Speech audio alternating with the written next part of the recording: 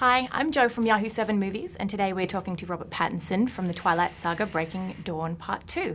So thank you so much for taking the time to talk to us today, and congratulations on the film. Thanks a lot. Now, this is the final film out of the franchise. You've got one sentence. What can fans expect from it? It's terrible. One sentence. Oof. Can't do it in one sentence. Okay, you can have two, maybe three to push. I mean, it's a lot bigger considering all the rest of the movies were based around quite a small group of characters. There's suddenly 70 new characters in it, vampires from all around the world. It really introduces the kind of the mythology which Stephanie Meyer had really laid out for the world, like for the global vampire culture in the Twilight series or something. You know, there's a lot of kind of fighting stuff. And, action, blood. Yeah, it's very bloody, and there's lots of decapitations, and there's an incest storyline. There's plenty in there for the fans.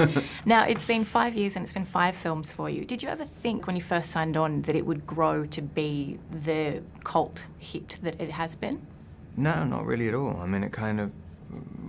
everything about it was really small at the beginning. I mean, Catherine Hardwicke's I knew her from Lords of Dogtown and 13, and I always thought that it was kind of going to be shot in a similar way to 13 and be at relatively kind of similar level. It took me until I only noticed it started to get big about 2 or 3 weeks before it came out, and suddenly when we were going around malls, and the crowds kept getting bigger and bigger and bigger before the movie even came out, which is incredibly strange. Now, method acting seems to be on the rise at the moment. We've heard from Nicole Kidman that she peed on Zac Efron in The Paperboy. Did she actually pee, well, like, for real? Apparently. And Shia LaBeouf has said that he would have sex on film for Lars von Trier's new film. I think it's The Nymphomaniac. So obviously, method acting is a little hard with Twilight, given that you're a vampire. But what level would you consider going to in your future films? I mean, I don't really know what method acting is. I mean, it's like... I don't really know what acting is, to be honest. I mean, it's just individual actors go through the strangest stuff to get to wherever they need to be. And it's really kind of battling your own self-consciousness and stuff. I mean, and once you get rid of that, and to get rid of that, the weirdest superstitions and physical things and mental things, exercises, I mean, it's strange, all the stuff you have to go through. And some things are really small and some things are totally ridiculous, but I don't know. I mean, I never know what I'm going to do for something, so I don't know. With Twilight, it brings Twihards, obviously quite a fan base unto their own. What's the craziest thing that fans have ever done for you? I don't know. I mean, there's like really crazy stuff. Would these help you?